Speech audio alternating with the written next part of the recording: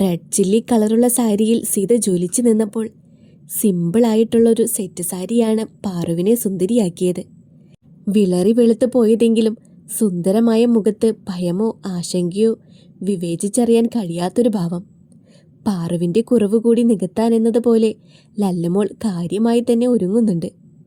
സീതയ്ക്കും പാറുവിനും വേണ്ടി ബ്യൂട്ടീഷ്യനെ കണ്ണൻ ഏർപ്പാട് ചെയ്തിരുന്നുവെങ്കിലും തനിക്കത് വേണ്ടെന്നുള്ളത് പാറുവിൻ്റെ തീരുമാനം അല്പം കടുത്തതായിരുന്നു. അവളുടെ ശീലമറിയാവുന്നത് കൊണ്ട് തന്നെ സീതയോ അജുവോ നിർബന്ധിച്ചു പറഞ്ഞതുമില്ല. മേക്കപ്പിനെ കുറിച്ച് യാതൊരു അറിവുമില്ലായിരുന്നു സീതയ്ക്കും. ജനിച്ചിട്ട് ഇന്ന് വരെയും പൗഡർ അല്ലാതൊരു വസ്തുവും ഉപയോഗിച്ചിട്ടില്ലാത്തതിനാൽ ആ പരിപാടി സീതയ്ക്കും വലിയ താല്പര്യമായി തോന്നിയില്ല. അതുകൊണ്ട് തന്നെ സിമ്പിളായി മതിയെന്ന് വീണ്ടും വീണ്ടും പറയാൻ അവൾ മറന്നതുമില്ല. ഈ കുറവുകളെല്ലാം നികത്തിയാണ് ലല്ലമോൾ ഒരുങ്ങിയിറങ്ങിയത്. ബേബി പിങ്ക് ലോങ് ഉടുപ്പിൽ ഒരു മാലാഖയെ പോലെ അവളെ ഒരുക്കിയെടുത്തിരുന്നു. പാറുവിന് അവളെ നോക്കുമ്പോഴൊക്കെയും കണ്ണുകൾ നീറി. തൻ്റെ മോള് സന്തോഷിക്കുകയാണ്. എന്താണ് നടക്കുന്ന ആഘോഷമെന്ന് പോലും അറിയില്ലെങ്കിലും അവൾ സന്തോഷത്തിൻ്റെ കൊടുമുടിയിലാണ്. ഇനി അവൾക്ക് വേദനിക്കേണ്ടി വരില്ലെന്ന് ഉറപ്പാണ്. ആരുമില്ലെന്നോർത്ത് സങ്കടപ്പെടേണ്ടി വരില്ല. അതിനുള്ള അവസരം ഹരിയോ അവൻ്റെ വീട്ടുകാരോ വരുത്തില്ലെന്നും അറിയാം. പക്ഷേ ലോകത്തൊരു കുഞ്ഞിനും ഇതുപോലുള്ളൊരു ചടങ്ങിന് സാക്ഷിയാവേണ്ടുന്ന അവസ്ഥ കൊടുക്കലേ ദൈവമേ എന്ന് മൂകമായ പ്രാർത്ഥനയിലായിരുന്നു പാറു അവളെ നോക്കുമ്പോഴൊക്കെയും. കണ്ണൻ രണ്ടുപേർക്കും ഇടാൻ ഇത്തിരി ആഭരണങ്ങളെല്ലാം കൊടുത്തിരുന്നുവെങ്കിലും അതിലേക്കും പാറുവിൻ്റെ കണ്ണുകൾ നീണ്ടില്ല. കഴുത്തിൽ ചുറ്റിപ്പിഴഞ്ഞു കിടക്കുന്ന ആ കുഞ്ഞുമാല മാത്രമായിരുന്നു അവളിൽ ആകെയുള്ള അലങ്കാരം. ഒടുവിൽ സീത ഒരുപാട് നിർബന്ധിച്ച് പറഞ്ഞപ്പോഴാണ് 2 കൈയിലും ഓരോ വള കൂടി എടുത്തണിഞ്ഞത്. അതോടെ ഒരുക്കവും തീർന്നു. അച്ഛൻ്റെ മാലയിട്ട് വെച്ച ഫോട്ടോയിലേക്ക് നോക്കി കൈകൂപ്പി നിൽക്കുമ്പോൾ പാറുവിനും സീതയ്ക്കുമൊപ്പം അജുവിൻ്റെ കണ്ണുകൂടി നിറഞ്ഞിരുന്നു. ഫോട്ടോ ആയിട്ട് പോലും അമ്മയുടെ സാന്നിധ്യമില്ലെന്ന് ആ ദിവസം അവരെ അങ്ങേയറ്റം വേദനിപ്പിച്ചിരുന്നുവെങ്കിലും 3 പേരും പരസ്പരം ഒന്നും പറഞ്ഞില്ല. ഇനി പോയാലോ വല്യേച്ചി? ഹൃദയഭാരം കൂടിയ അവസ്ഥയിൽ നിന്നും തിരിഞ്ഞു നടന്നുകൊണ്ട് അജുവാണ് ചോദിച്ചത്. കണ്ണൻ്റെ കാർ അവനെ ഏൽപ്പിച്ചിരുന്നു. സീതയെയും പാറുവിനെയും കൂട്ടി നേരെ ശ്രീനിലയത്തിലേക്ക് എത്താനാണ് പറഞ്ഞിരിക്കുന്നത്. സാധാരണ ചെക്കൻ്റെ വീട്ടിൽ കല്യാണത്തിന് വേദിയൊരുങ്ങുന്നത് അത്ര പതിവുള്ള കാര്യമല്ലാഞ്ഞിട്ടു കൂടിയും കണ്ണൻ്റെയും ഹരിയുടെയും തീരുമാനം ഉറച്ചതായിരുന്നു. അതിന് സഹിക്കേണ്ടി വരുന്നതെല്ലാം നേരിടാൻ അവരൊരുക്കമായിരുന്നു. കണ്ണന് മുത്തശ്ശിക്ക് വേണ്ടി ആ ചടങ്ങ് ശ്രീനിലയത്തിൻ്റെ മുറ്റത്ത് തന്നെ നടത്തേണ്ടി വന്നപ്പോൾ ഹരിയും അവൻ്റെ കൂടെ നിൽക്കുകയായിരുന്നു. ഹൃദയഭാരത്തോടെ തന്നെ പാറുവും സീതയും ഒന്ന് പരസ്പരം നോക്കി. വേദന തിങ്ങിയ മുഖത്തോടെ പാറു നീട്ടിപ്പിടിച്ച കൈയിലേക്ക് സീത പറ്റിപ്പിടിച്ച് ചേർന്ന് നിന്നു. അമ്മയാണ്. അവളുടെ 13 വയസ്സ് മുതൽ തനിക്കവൾ അമ്മ കൂടിയാണ്. സീതയുടെ ഉള്ളം അലമുറയിട്ടു. പക്ഷേ കരഞ്ഞില്ല. അത് പാറുവിനെ കൂടി തളർത്തിക്കളയുമെന്ന് ഉറപ്പായിരുന്നു. സാധാരണ കരച്ചിൽ കണ്ടാൽ ഉലഞ്ഞു പോകാറുള്ള ലല്ലമോളെന്ന് പോവാനുള്ള ധൃതി പോലെ അങ്ങോട്ടും ഇങ്ങോട്ടും നടന്നു തീർക്കുന്നുണ്ട്. പോവാൻ ചേച്ചി. സീത തന്നെയാണ് പാറുവിൽ നിന്നും അകന്നു മാറിക്കൊണ്ട് ആദ്യം പറഞ്ഞത്. മെല്ലെ തലയാട്ടി സമ്മതിച്ചുകൊണ്ട് അടുക്കളവാതിൽ അടയ്ക്കാൻ പാറു നടന്നു പോകുന്നത് സീത വേദനയോടെ നോക്കി നിന്നു. അവളുടെ ലോകം ഏറെക്കുറെ ആ അടുക്കള ചുവരിനുള്ളിൽ തന്നെയായിരുന്നുവല്ലോ. വാതിലടച്ച് തിരിഞ്ഞിട്ട് പാറു വീണ്ടും ഒന്നുകൂടി നോക്കി നിന്നതിനു ശേഷമാണ് തിരികെ വന്നത്. താഴെ നിന്നും കാറിൻ്റെ ഹോൺ കേൾക്കുന്നുണ്ട്. അജുവിനൊപ്പം ലല്ലു കൂടി പോയിരുന്നു. ഉമ്മറവാതിൽ പൂട്ടിയിറങ്ങിയതും പാറുവാണ്. സീത അവളെ കാത്തുകൊണ്ട് മുറ്റത്തേക്കിറങ്ങി നിന്നിരുന്നു. ഒരുമിച്ച് താഴേക്കിറങ്ങി ചെല്ലുമ്പോൾ ലല്ലു കൂർപ്പിച്ചു നോക്കുന്നത് കണ്ടു. വൈകിപ്പോയത് കൊണ്ടായിരിക്കും. ദുഃഖം തളം കെട്ടിയ കണ്ണോടെ അജു മുന്നിലേക്ക് നോക്കിയിരുന്നു. സഹോദരിമാർക്കൊരു ജീവിതം കിട്ടുന്നതിൻ്റെ സന്തോഷം ഒരു വശത്ത് ആകാശത്തോളം ഉയരങ്ങളിൽ ഉണ്ടെന്നിരിക്കെ തന്നെ ഇനി അവർക്കൊപ്പം തനിക്ക് കഴിയാനാവില്ലല്ലോ എന്നൊരു കുഞ്ഞു സങ്കടമായി അവനുള്ളം നീറി പുകഞ്ഞു. ലല്ലു ഗമയിൽ അജുവിനൊപ്പം മുന്നിലിരിക്കുന്നത് കൊണ്ട് തന്നെ സീതയും പാറുവലും പിൻസീറ്റിലാണ് കയറിയത്. അവർ കയറിയെന്ന് പിന്നിലേക്ക് നോക്കി ഉറപ്പിച്ചിട്ടാണ് അജു കാറ് മുന്നോട്ടെടുത്തത്. പാതയോരങ്ങളെ പിന്നിട്ട് നീക്കിക്കൊണ്ട് മുന്നോട്ട് കുതിക്കുമ്പോൾ 2 പേരിലും വീണ്ടും വീണ്ടും വെപ്രാളം നിറയുന്നുണ്ടായിരുന്നു. പരസ്പരം അതറിയിക്കാതിരിക്കാൻ അവർ ശ്രമിക്കുന്നുമുണ്ടായിരുന്നു. കാണുന്നില്ലല്ലോ കണ്ണ. ഹരിയുടെ കണ്ണുകൾ വീണ്ടും ശ്രീനിലയത്തിൻ്റെ പടിപ്പുരയോളം നീണ്ടു. വരുമടാ, ആവുന്നല്ലേ ഉള്ളൂ. കയ്യിലുള്ള വാച്ചിലേക്ക് നോക്കി കണ്ണൻ അവനെ ആശ്വസിപ്പിച്ചു. എന്നിട്ടും ഹരിയുടെ മുഖം തെളിഞ്ഞിട്ടില്ല. പാറുവിൻ്റെ കഴുത്തിലൊരു താലി ചാർത്തി അവളെ സ്വന്തമാക്കും വരെയും ആ മനസ്സിലെ സംഘർഷം പൂർണ്ണമായും വിട്ടൊഴിഞ്ഞു പോവില്ലെന്ന് അറിയാവുന്നതുകൊണ്ട് തന്നെ കണ്ണൻ പിന്നെയൊന്നും പറയാൻ നിന്നില്ല. മുഹൂർത്തമാവാൻ ഇനിയും സമയമുണ്ട്. അവൻ്റെ കണ്ണുകൾ വീണ്ടും മണ്ഡപത്തിന് നേരെ നീണ്ടു. അതിനു മുന്നിൽ നിരത്തിയിട്ട കസേരയിൽ ശ്രീനിലയത്തിലെ ഒട്ടുമിക്ക പേരും ഉണ്ടായിരുന്നു. തലയെടുപ്പോടെ അതിനേക്കാൾ ആവേശത്തോടെ ഇരിക്കുന്ന നാരായണി മുത്തശ്ശിയിൽ അവൻ്റെ കണ്ണുകൾ തങ്ങി നിന്നിരുന്നു. സീതയെ തനിക്ക് തന്ന ദൈവത്തിനൊപ്പം തന്നെ സ്ഥാനം മുത്തശ്ശിക്കുമുണ്ടെന്ന് കണ്ണന് തോന്നി. തനിക്കൊപ്പം അവളെ ചേർത്ത് വയ്ക്കാൻ അവരത്രമാത്രം കൊതിച്ചിരുന്നു. എത്രയെത്ര പ്രാർത്ഥനകൾ ആ പേരിൽ ദൈവത്തിലെത്തിയിരിക്കും. പ്രതാപ് വർമ്മയും രവിവർമ്മയും സുധീഷ് വർമ്മയും ഓടി തളർന്നിട്ടും വാശിയോടെ വീണ്ടും വീണ്ടും ഓരോന്ന് ചെയ്തുകൊണ്ട് ഓടി നടക്കുന്നുണ്ട്. കണ്ണന് അവരോട് സഹതാപം തോന്നി. എന്നിട്ടും പക്ഷേ പുറമേ കാണിച്ചിട്ടില്ല. ഗൗരവത്തിൻ്റെ നേർത്ത പടച്ചട്ട കൊണ്ട് ഉള്ളിലെ സന്തോഷവും സമാധാനവും മറച്ചു പിടിച്ചു. ഡാ എത്തി, ഹരി ആവേശത്തോടെ പറഞ്ഞത് കേട്ടപ്പോഴാണ് കണ്ണൻ്റെ കണ്ണുകൾ വീണ്ടും പിൻവലിഞ്ഞത്. ആദ്യം ഡോർ തുറന്നിറങ്ങിയത് അജു ആണ്.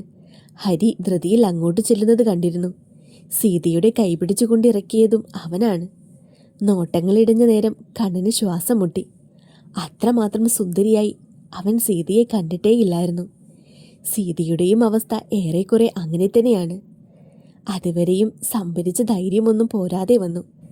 കണ്ണൻ കണ്ണുകൊണ്ട് ക്ഷണിച്ചപ്പോൾ സീത പതിയെ മുന്നോട്ട് ചുവടുകൾ വെച്ചു. ഹരിയുടെ അവസ്ഥ അതിനേക്കാൾ കേമമായിരുന്നു. വിളറി വെളുത്ത പാറുവിൻ്റെ മുഖത്തേക്ക് അവൻ്റെ നോട്ടം ഇടതടവില്ലാതെ ഓടിച്ചെല്ലും. അപ്പോഴൊക്കെയും ഒരു കുടം മഞ്ഞിൽ അവൻ ഒന്നായി പുതഞ്ഞതുപോലെ കുളിർത്തു. തൻ്റെ ഉള്ളം തണുപ്പിച്ച മഴയും ഉള്ളു പൊള്ളിച്ച വേനലുമായൊരുവളാണ് മുന്നിൽ.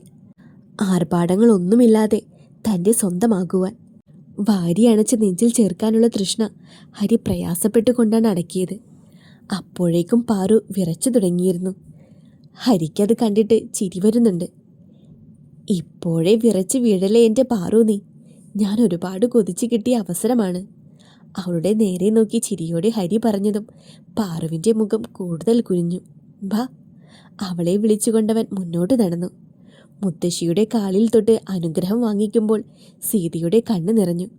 അരികിൽ നിന്നിരുന്ന കണ്ണൻ അവളെ ചേർത്ത് പിടിച്ചു. നന്നായി വരും.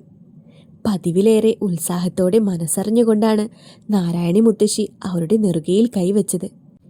റിമി ഇങ്ങോട്ട് വരില്ലെന്ന് പറഞ്ഞിരുന്നു ലച്ചു. വൈകിട്ട് ഫംഗ്ഷന് തീർച്ചയായും വരും. സീതയുടെ കണ്ണുകൾ തിരയുന്നത് റിമിയാണെന്ന് മനസ്സിലാക്കിയിട്ട് തന്നെയാണ് കണ്ണൻ അത് പറഞ്ഞത്.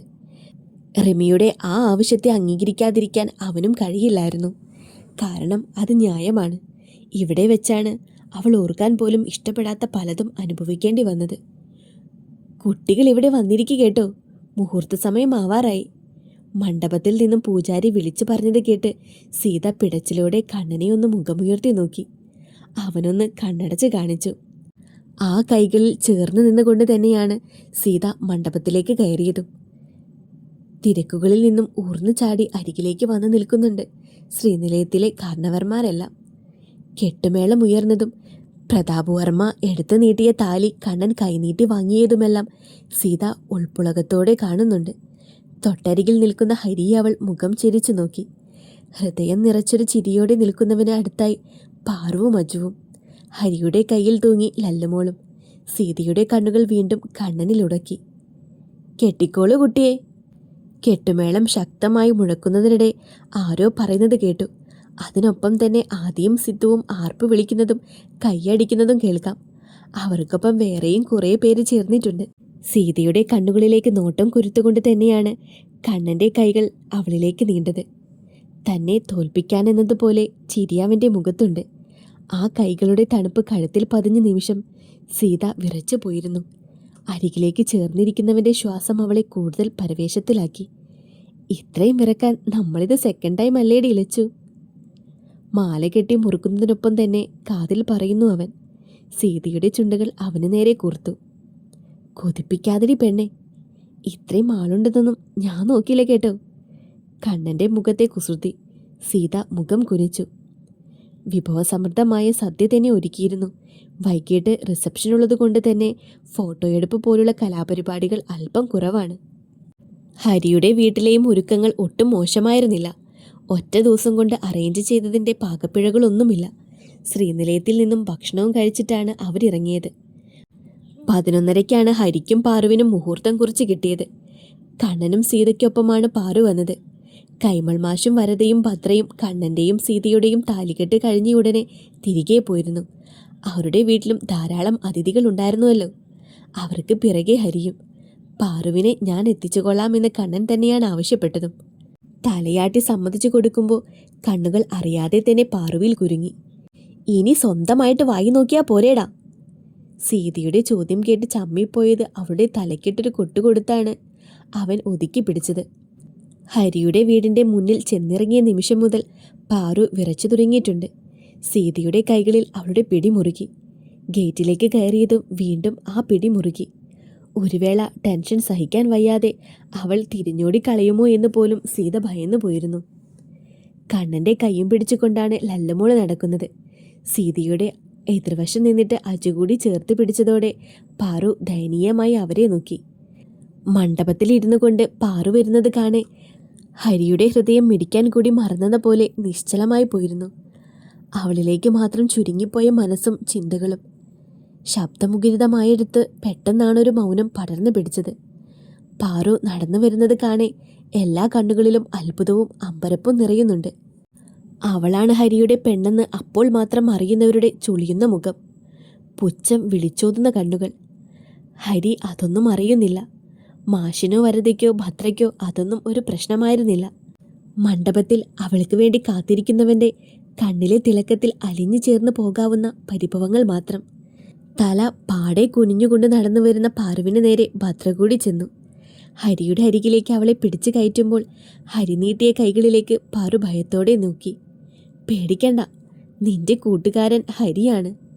കണ്ണ് ചിമ്മിക്കൊണ്ട് അവൻ അവൾക്ക് മാത്രം കേൾക്കാൻ പറഞ്ഞു. വിറയ്ക്കുന്ന ആ കൈകളെ അവൻ മുറുകെ പിടിച്ചു. ടെൻഷനാവേണ്ട, അലിവോടെ അവൻ വീണ്ടും പറഞ്ഞു. എന്നിട്ടും തീരാത്ത പരിഭ്രമത്തോടു കൂടി ഇരിക്കുന്നവൾക്ക് നേരെ അവനൊരു പേപ്പർ എടുത്ത് നീട്ടി. പാറുവിൻ്റെ മുഖത്തിനൊപ്പം അവിടെ കൂടിയ പലരുടെയും മുഖം ചുളിഞ്ഞു. കണ്ണൻ്റെ മുഖത്ത് മാത്രം നല്ലൊരു ചിരിയുണ്ടായിരുന്നു. ഗിരീഷിൻ്റെ ഭാര്യയെ ഞാൻ കല്യാണം കഴിക്കുന്നില്ല പാറു. എനിക്കെൻ്റെ പെണ്ണിനെ മതി, എൻ്റെ മാത്രമായിട്ട്. സ്വകാര്യം പോലെ പറയുന്നവൻ്റെ കണ്ണുകളിൽ പ്രണയം പെയ്യുന്നുണ്ട്. അവളെ ഒന്നാകെ നനച്ചു കളയാൻ പാകത്തിന്. ഒപ്പിട് പാറു. ഗിരീഷ് ഒപ്പിട്ട് തന്നതാണ്. ഇനി നിന്നിൽ യാതൊരു അവകാശവുമില്ല. പൂർണ്ണമായി പാർവതി ഹരിക്ക് സ്വന്തം, എന്നും എപ്പോഴും. അവൻ തന്നെ പേപ്പർ വാങ്ങി നിവർത്തി പേനയും അവൾക്ക് നേരെ നീട്ടി. പാറു സീതയെയും അജുവിനെയും ഒന്ന് നോക്കി. അവരും കണ്ണുകൾ കൊണ്ട് അവൾക്ക് ധൈര്യം കൊടുത്തു. കണ്ണൻ്റെ അരികിൽ നിൽക്കുന്ന ലല്ലമോളിൽ അവളുടെ മിഴികൾ ഉടക്കി നിന്നു. ആ ഹൃദയവേദന മുഖത്ത് കണ്ടതുകൊണ്ടായിരുന്നു ഹരി ലല്ലുവിനെ വലിച്ചു നീക്കി മടിയിലേക്കിരുത്തിയത്. നിറഞ്ഞ കണ്ണോടെ വിറയ്ക്കുന്ന കൈയോടെ പാറു ഒപ്പിട്ട് കൊടുത്ത പേപ്പർ ഹരി വാങ്ങി കണ്ണനെ ഏൽപ്പിച്ചു. കെട്ടുമേളമുയർന്നു. അതിനൊപ്പം പാറുവിൻ്റെ നെഞ്ചിടിപ്പും. കൈമൾ മാഷ് എടുത്തു നൽകിയ താലി വാങ്ങി ഹരി ഒരു നിമിഷം പാറുവിനെ സൂക്ഷിച്ചു നോക്കി. അവൻ്റെ കണ്ണുകൾ നിറഞ്ഞു. ഓർമ്മകളിൽ ഒരു വസന്തമായി തീർന്നു അവൾ. പ്രതീക്ഷ പറ്റിയ മരുഭൂമിയിൽ കുളിർമഴ പോലെ പെയ്തിറങ്ങിയ തൻ്റെ പ്രണയം, പ്രാണൻ സ്വന്തമാവാൻ പോകുന്നു. ആ ഒരു നിമിഷത്തിന് വേണ്ടി അവൻ എത്രമാത്രം കുതിച്ചിട്ടുണ്ടെന്നും അതിന് പിന്നിൽ അവൻ എത്ര ഒരുക്കി തീർന്നിട്ടുണ്ടെന്നും കണ്ടു നിൽക്കുന്നവർക്ക് ആ മുഖത്ത് നിന്നും വ്യക്തമായിട്ടറിയാം. ലല്ലുവിനെ മടിയിലിരുത്തിക്കൊണ്ട് തന്നെയാണ് പാറുവിൻ്റെ കഴുത്തിലേക്ക് ഹരിയ താലി ചേർത്ത് വെച്ചതും.